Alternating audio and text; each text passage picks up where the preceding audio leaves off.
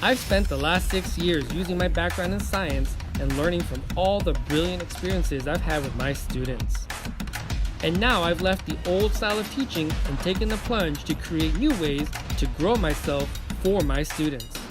The real question is, how will I help other teachers ditch the old mindset without rules or laws completely from scratch? This podcast is here to give you the answer.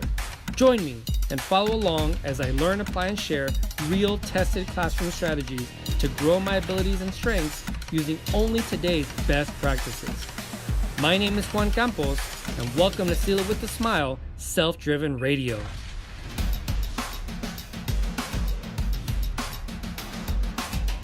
Hey, welcome to Seal It With a Smile, Self-Driven Classroom. This is episode 50 of the podcast. That's right, we made it to 50 episodes. So thank you so much for sticking around, for paying attention, for trying to be the best version of yourself you can be, and for letting me help you along that path.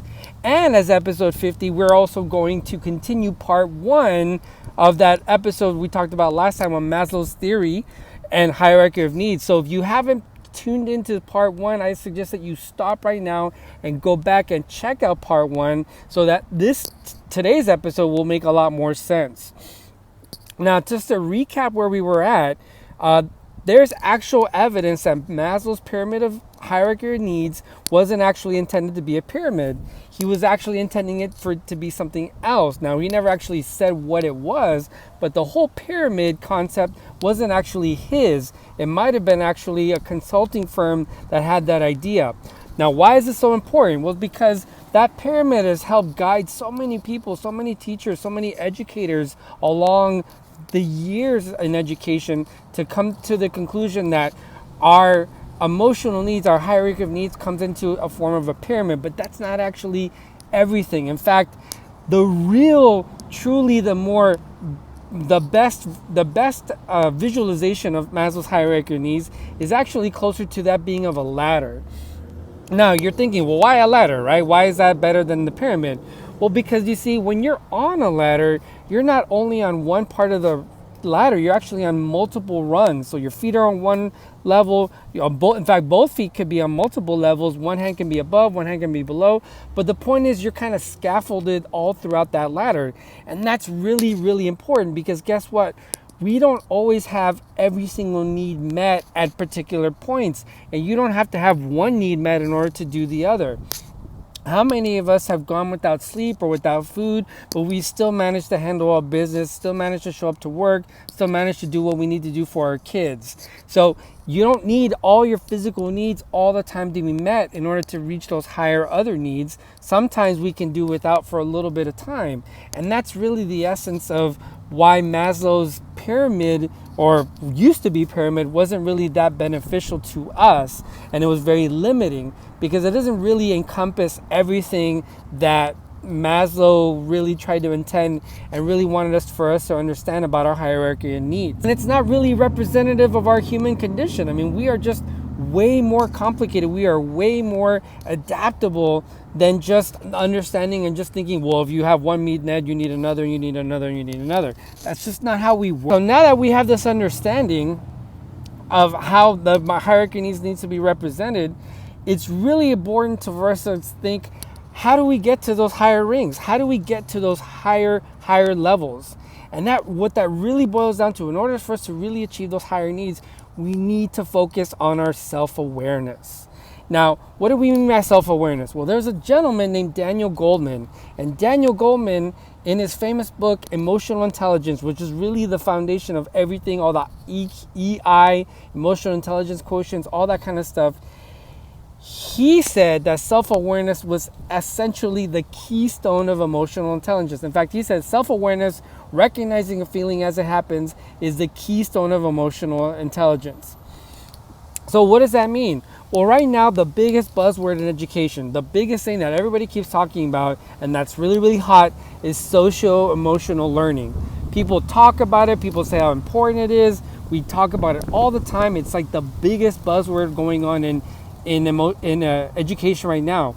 But here's the thing, you can't practice, you can't implement, you can't even perform socio-emotional learning without self-awareness. If you walk into the classroom, okay, and you're burdened by all the things that you got going on in your personal life, if you're worried about your bills, if you're worried about your kid, if you're worried about your spouse, if you're worried about all those things that every human being is worried about, it's very difficult for you to be an effective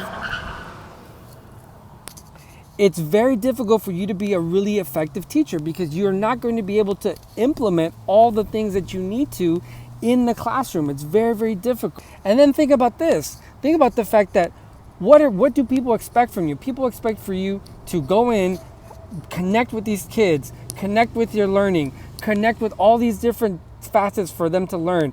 And then you're supposed to connect with professionals, other professionals in your sphere, connect with your admin, build all these relationships, create new design, all these wonderful new and experienced things, these different experiences that your kids are supposed to come away with.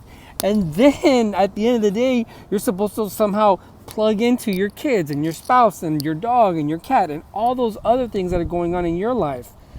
It's really, really difficult. It's very, very difficult, because guess what? It's exhausting. And on top of that, you are constantly giving and giving and giving to others. So here's the thing that I want you to understand. When you teach, you're actually giving love. To teach is to love. Teaching is actually an act of love, because when you teach someone, you're giving of yourself, but you're also saying, hey, I have some information, I have some knowledge, I have something that can help you become a better person, and I care about you so much that I want to impart that to you. Now, what does this have to do with self-awareness? Everything. It has everything to do with self-awareness, because so many teachers feel that their ability to be good in the classroom, their ability to be effective in the classroom, has to do with lesson plans and activity and technology and iPads and all that kind of stuff. But the number one thing, the best way for you to be effective in your classroom is through the relationships that you build with your students. But here's what I'm going to ask you to think about. How can you build relationships with others, especially your students, when you don't have a good relationship with yourself, or a good, healthy relationship with yourself? How can you build relationships when you don't understand why you feel what you feel, when you don't understand why you do what you do, when you don't even understand why you respond to the certain things that you respond to? It's very, very difficult. And in fact, without a clear sense, without clarity, without recognizing your own emotions, without recognizing your own truth, your own feelings about how you are, who you are, it's difficult. It's in fact, I would say it's almost impossible for you to build an effective relationship with yourself, with other people, and much less with your students. Why is that so difficult? Why would it be so hard for you to build a relationship with your students without self-awareness? Because your students are probably one of the most self-aware human beings that have ever walked the earth. I want you to think about something. Think about how many times they've actually seen themselves, how many times they've actually recorded their thoughts, their feelings, their understanding, their emotions. Think about how many times as children, as babies, as toddlers, as infants, they've seen reflections of themselves. In fact, think about how catered the world is to their needs, to their wants, to their desires.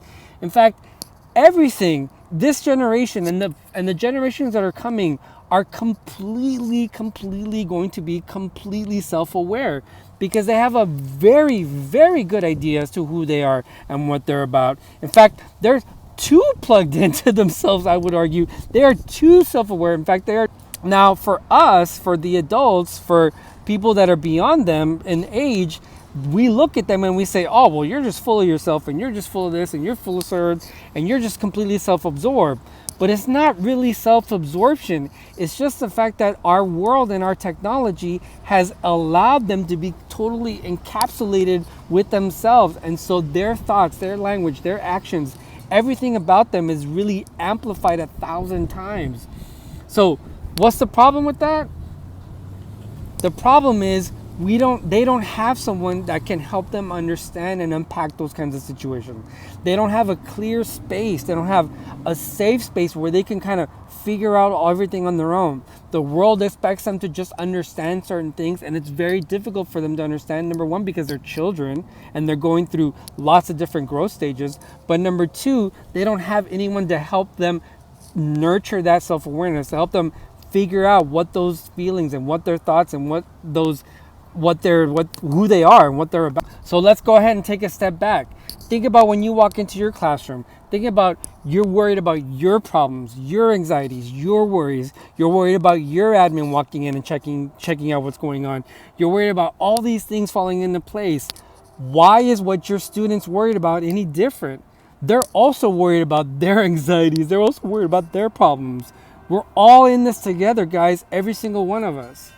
So self-awareness isn't just a tool that you need for the classroom. It's actually a tool that you can use that be effective not only in your own life, but not only in your classroom life, but also in your personal life, in your time away from the classroom. It's going to help you become more in tune with yourself as a person, and it's going to help you really understand how you can interact with your environment. In fact, the definition that I use in my self-driven classroom course is that self-awareness is two things. It's the capacity to recognize and accept your thoughts, language, and actions as your own, separate from your environment and the individuals in your environment. And it's the capacity to recognize and accept your environment and the individuals in your environment, separate from your own thoughts, language, and actions. And when you can identify these two things, where you start and the world ends, and where the world ends and you start, you no longer feel the need to just immediately start responding and start just throwing things back. You actually can learn how to engage. It actually helps you develop what I call emotional fitness, and allows you the freedom to just not bring into the classroom any personal burdens, and allow you to separate what the kids are going through from what you feel they are bringing against you, because they're not really bringing anything against you. Everything is feedback. Everything is feedback in the classroom. And this is why Maslow's pyramid, the image of the pyramid was so wrong, and it felt short of really what we really are, because we are all essentially on a ladder. I mean, think about this. Have you ever been on an actual ladder? Have you ever tried to climb up or down the ladder? For some people, it's really, really scary. But here's the thing. You have to be completely self-aware to be on a ladder. You can't just blindly climb on a ladder and expect to go anywhere, because the second you start climbing, you are completely aware of where your left foot, where your right foot, where your left hand, and where your right hand is. In fact, if you don't know where your left and your right foot and your right hand are, it's going to be very difficult for you to navigate that ladder. You have to know where you are. You have to create a sense of balance for yourself. And on top of that, the second you become distracted, or the second you can't pay attention to where you are, you could easily fall off the ladder. So you need to develop your self-awareness. You need to understand who you are, because the more self-aware you are, the better you can manage yourself and your personal business. I mean, think about this. Imagine a life where you are more in tune with who you are, and you're more in tune with where to spend your money on, and you don't impulse buy, where you save so much time because you're getting things done at school. You don't bring home any extra work, and you have more time for the people the special people, your loved ones in your life. And imagine modeling this self-awareness for your students, so that they can start modeling this self-awareness for themselves and start taking control over their own classroom, over their own learning. Imagine them being so excited to see you. Imagine having that emotional and mental and physical pain that some people go through on a daily basis in the classroom. Imagine all that being gone. Imagine your kids loving to see you and being super excited about spending time with you every day, forming close relationships with other students and other teachers, because they are all on the same ladder and they are all trying to be the best selves just like you are. The more in tune you are with yourselves, the better everyone around you can be, and the best way that you can model that for other people in your lives. So if you want to get started with that, you can click on any of the social media links that I have. You can get my free PDF. You can get any of my top 5 tips anywhere on this, so you can start that new transformation. Or if you're ready to become a queen bee and ready to really dive into and become the queen bee of your classroom and create that self-driven classroom, you can click on any of the links and start that self-driven classroom course right now. And before we go, I want to leave you with this really special, really amazing quote by Daniel Goleman, again, who wrote the book on emotional intelligence. And here's the quote: At present, we leave the emotional education of our children to chance, with ever more disastrous results. One solution is a new vision of what schools can do to educate the whole student, bringing together the mind, heart, and into the classroom.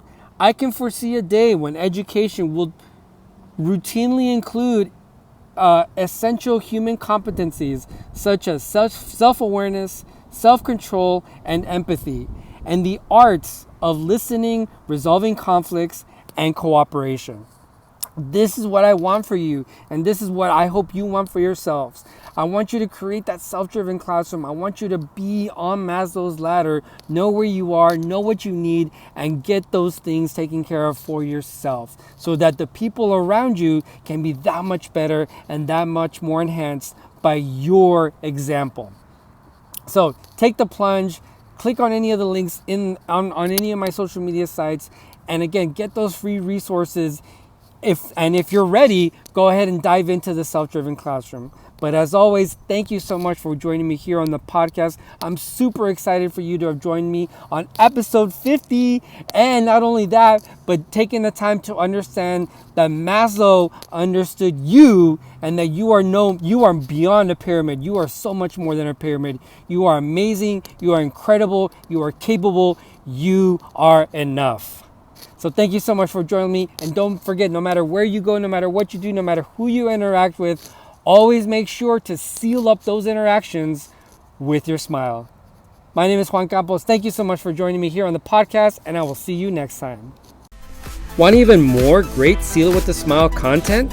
Click the link on any of my social media sites, and there you will have access to my free online ebook, The 5 Seal It With a Smile Secrets. And that will prepare you for my main course, The Self-Driven Classroom. This course will help you develop your self-awareness for a truly transformational classroom experience, not only for you, but for your kids. Remember, you are the most important person in that classroom. Learn to take care of your Maslows for their blooms. Be well, take care, and I will see you in the course.